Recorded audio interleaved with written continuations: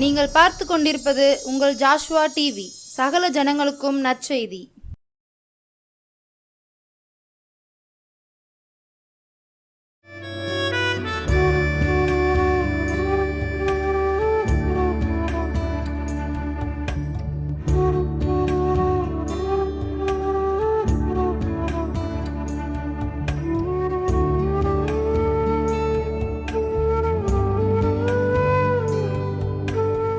கிறிஸ்துவுக்குள் பிரியமானவர்களே, உங்கள் அனைவருக்கும் இந்த அற்புதத்தின் நேரம் மூலமாக உங்களுக்கு நன்றி சொல்கிற ஒவ்வொரு புதன்கிழமையிலையும் மாலை 6:30 மணிக்கு நம்மளுடைய யோசுவா டிவியிலே அற்புதத்தின் மூலமாக நிகழ்ச்சியை ஒளிபரப்புகிறாங்க.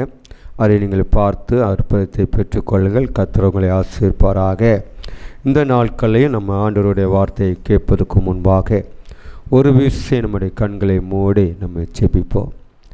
நன்றி ராஜா, மே ஸ்தோத்திரிக்கிறோம் ஆண்டவரே.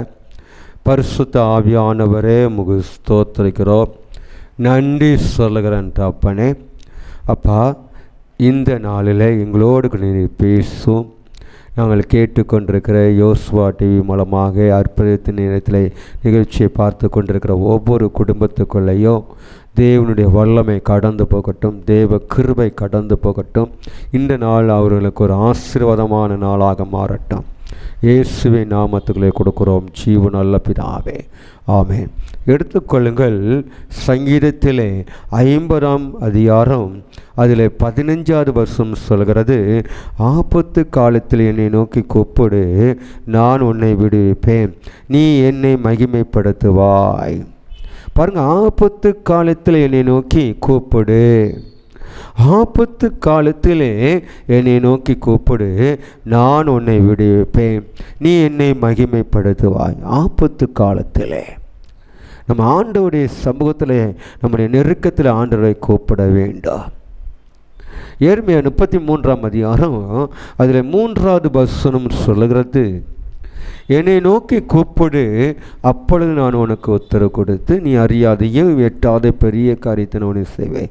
இந்த இடத்துல சொல்கிறது பாருங்க, ஆபத்து காலத்தில் என்னை நோக்கி கூப்பிடு, நான் உன்னை விடுவிப்பேன், நீ என்னை மகிமைப்படுத்துவாய், நீ என்னை மகிமைப்படுத்துவாய்.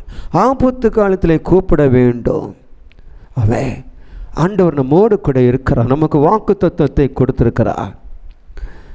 சங்கீதத்திலே 91வது சங்கீதத்திலே சொல்கிறது, உன் பக்கத்தில் 1000 பேரும் உன் வலது புறத்திலே 16,000 பேர் விழுந்தாலும் அது ஒன்று உன்னை சேதப்படுத்தாது, அது ஒன்று உன்னை சேதப்படுத்தாது.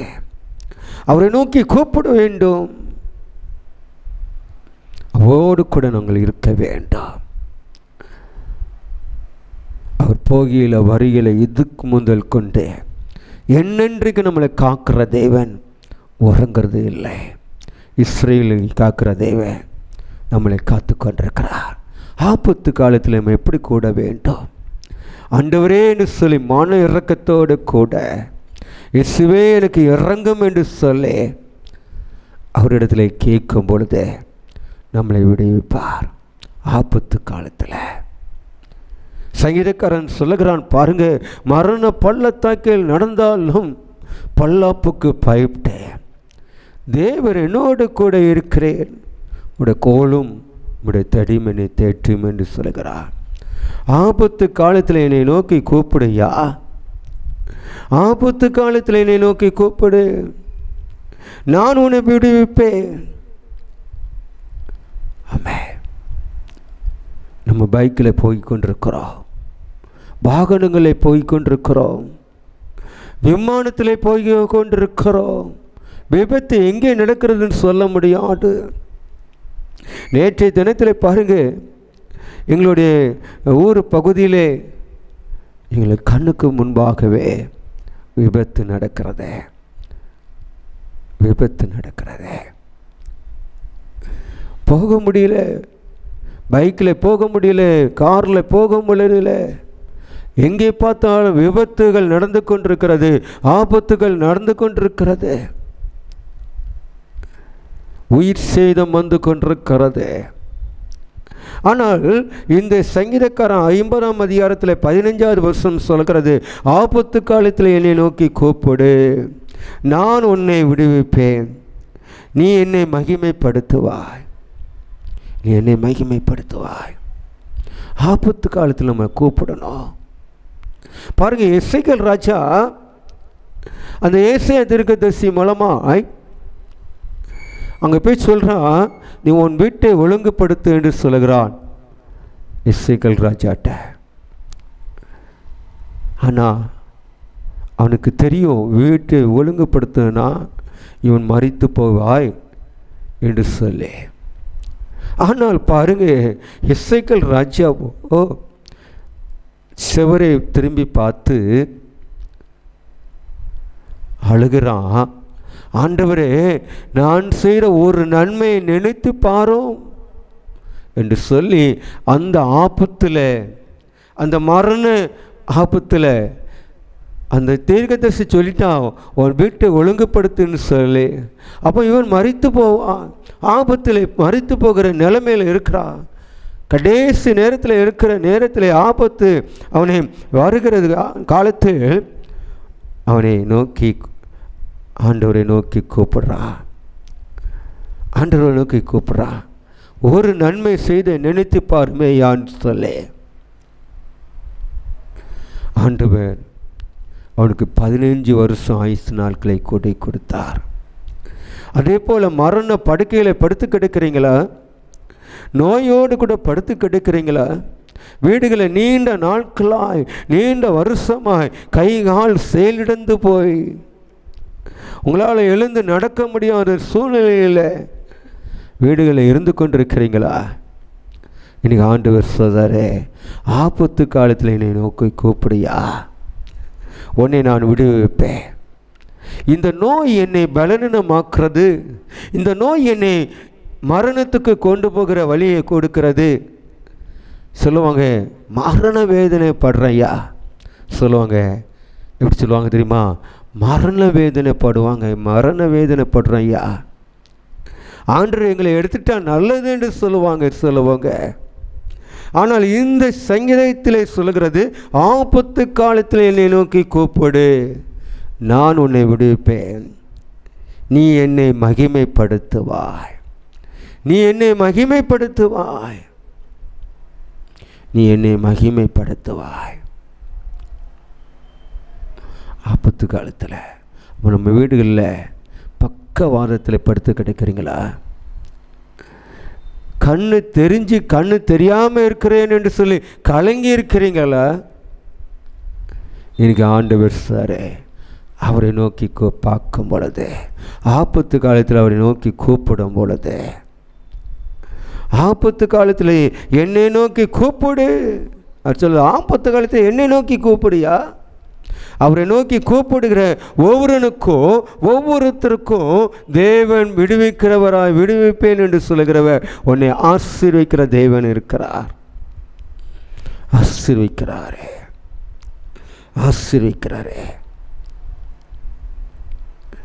எசேக்கியேல் ராஜா மரண படுக்கையில் இருந்தோம், ஏசாயா தீர்க்கதரிசி மூலமாய் போய் உன் வீட்டை ஒழுங்குபடுத்தி சொன்ன பிறகும் ஆண்டவரை நோக்கி அவன் கூப்பிடும் பொழுது, அவரை என்னை நோக்கி கூப்பிடுன்னு சொன்ன வார்த்தையின்படி இயேசுவை கூப்பிட்டான், இயேசுவை நோக்கி பாட்டான், அவனுக்கு ஆண்டவர் விடுவித்தார். இன்றைக்கி அப்படிப்பட்ட சூழ்நிலையில் நம்ம இருக்கிறோமா? வீடுகளில் இன்றைக்கி ஆண்டவர் உங்களை விடுவிக்கிற தேவன் உங்களை தேடி வந்திருக்கிறார். ஒரு சம்பவத்தை உங்கள் மத்தியிலே சொல்ல நான் ஆசைப்படுகிறேன்.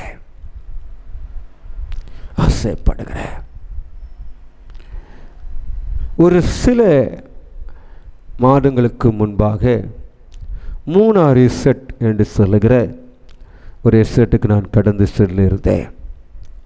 அங்கே ஒரு ரிசர்ட்டுக்கு நாங்கள் ஊழியத்துக்கு போகும் பொழுது என்னை அழைத்து கொண்டு போன ஒரு நண்பர், அந்த நண்பர் கூட நான் ஒரு ஜீப்பிலே நான் கடந்து போயிருந்தேன். அங்கே போகும் பொழுது அந்த ரிசர்ட்டுக்குள்ளே நான் கடந்து செல்லும் பொழுது ஒரு மலையிலேருந்து கீழே இறங்கி வரணும். அந்த எஸ்டேட் உங்களுக்கு தெரியும், இப்படிப்பட்ட மலை எஸ்டேட்டில் இருக்கிறாங்கன்னு சொல்லி. அந்த ஜீப்பு போய்கொண்டிருக்கிறது. அந்த எஸ்டேட்டு மலை எஸ்டேட்டில் பகுதியிலே ஒரு பள்ளம் இருக்கிறது.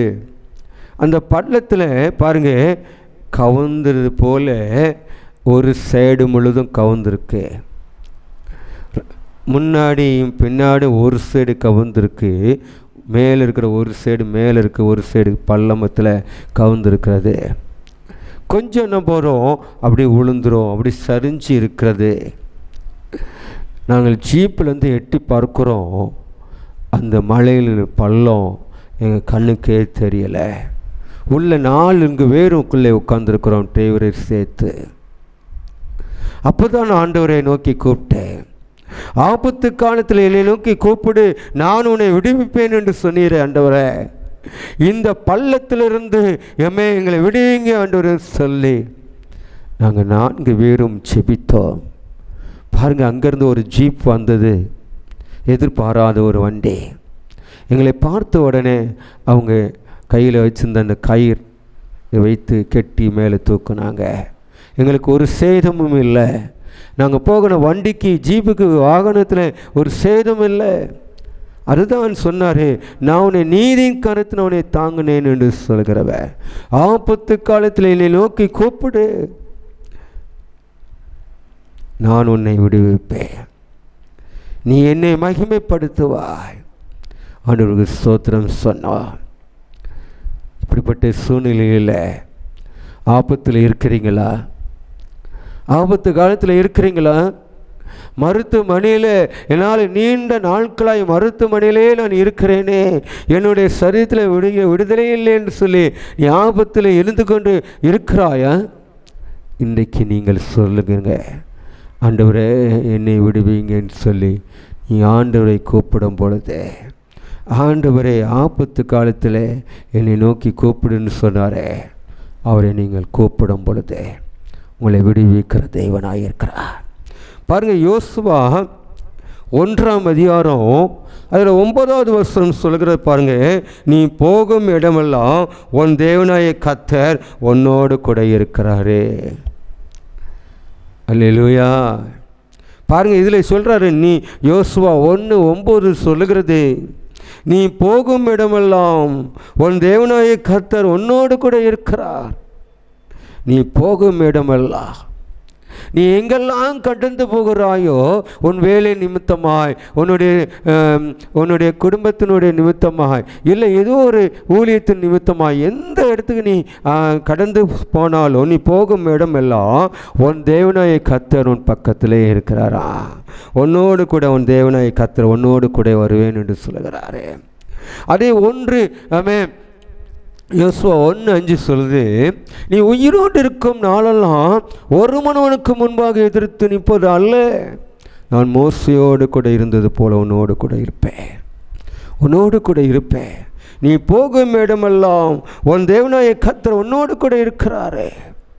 அப்போ நம்ம ஆண்டவர் நம்மோடு கூட வர வேண்டுமானால் அன்று சொன்ன, என் சண்முகம் உனக்கு முன்பாக கடந்து சொல்லும்,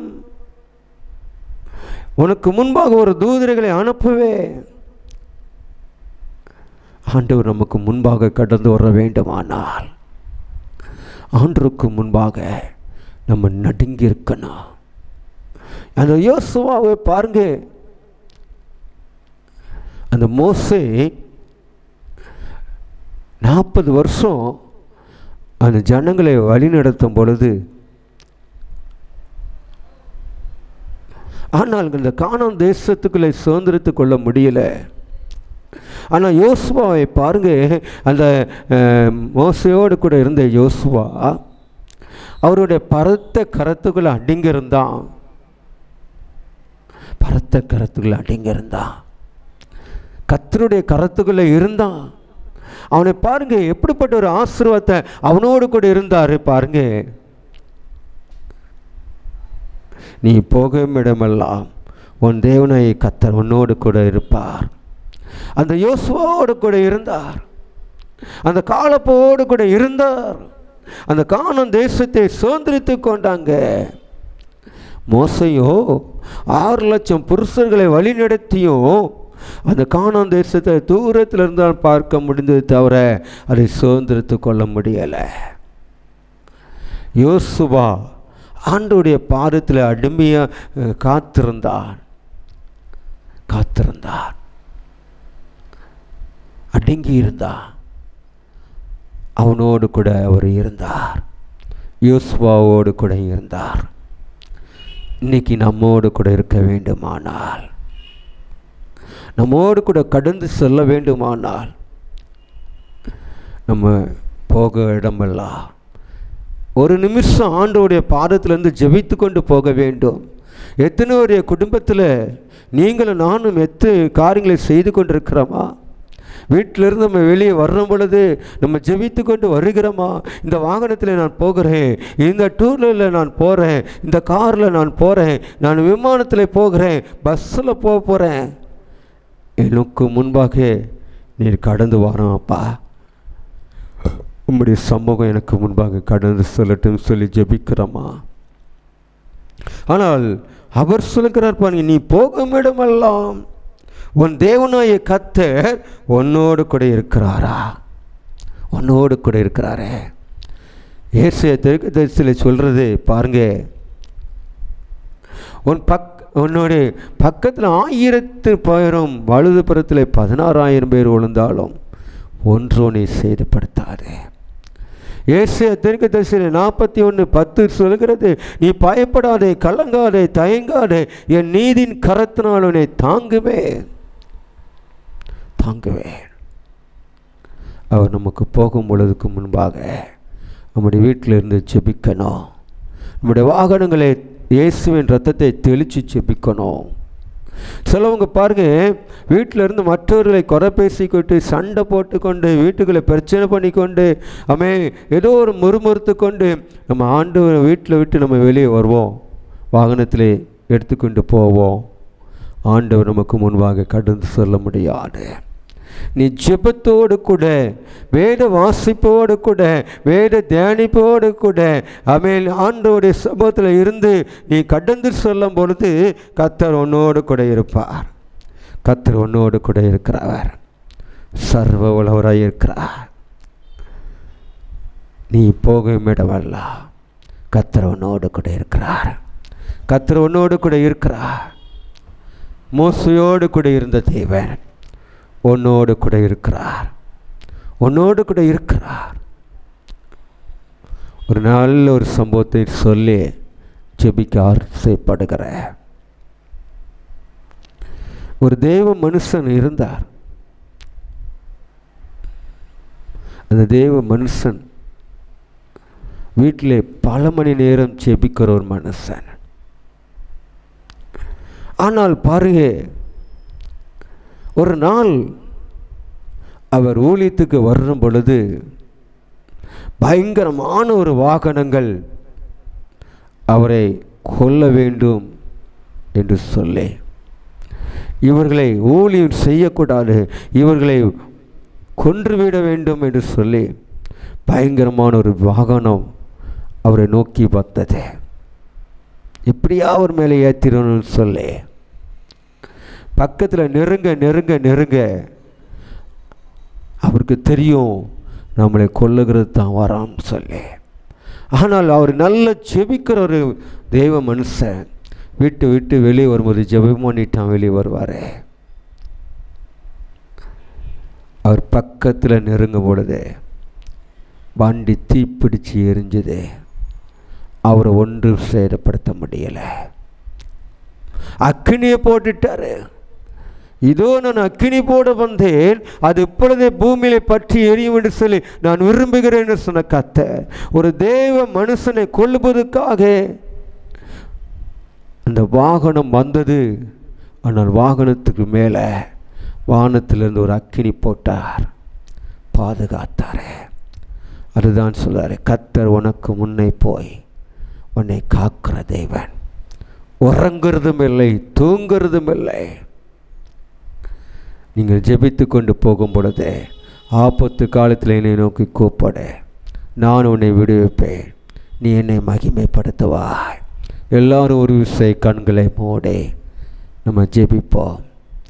ஸ்தோத்திரிக்கிறோம் ஆண்டவரே, நீர் எங்களோடு கூட பேசின வார்த்தை, இந்த அற்புதத்தின் நேர்மூலமாக ஆபத்து காலத்தில் என்னை நோக்கி கூப்பிடுன்னு சொன்ன வார்த்தையின்படி நாங்கள் கூப்பிடுகிறோம் ஆண்டவரே. எசேக்கியேல் ராஜாவை கூப்பிட்டான், அவனை விடுவித்தீங்க ஆண்டவரே. யோமே அதே போல யோசுவாவோடு கூட இருந்த தேவன் எங்களோடு கூட இருந்ததுக்காக உமக்கு ஸ்தோத்திரிக்கிறோம் ஆண்டவரே. நாங்கள் எப்பொழுதும் ஆண்டவரே எங்களுக்கு பாதுகாத்து வழி நடத்துவதற்காக ஸ்தோத்திரம். வீடுகளில் இருந்து கொண்டு ஆண்டவரே பமே சரி வேதனையோடு கூட கண்ணீரோடு கூட பாரத்தோடு கூட இருக்கிற ஒவ்வொரு ஜனங்களுக்குள்ளையும் நீங்க விடுவித்து அவர்களை ஆசீர்வதிக்கும்படியான கிருபை செய்யுங்கப்பா. உம்முடைய பாதத்திலே கொடுத்து செபிக்கிறேன் ஜீவனுள்ள நல்ல பிதாவே, ஆமேன். கர்த்தர் உங்களை ஆசீர்வதிப்பாராக. இந்த அற்புதத்தின் நேர்மூலமாக இந்த யோசுவா டிவியிலே ஒவ்வொரு புதன்கிழமையிலையும் மாலை 6:30 மணிக்கு நடக்கிறது. அந்த நிகழ்ச்சியை பாருங்கள். கர்த்தர் உங்களை ஆசீர்வதிப்பாராக. ஆமேன், ஆமேன், ஆமேன்.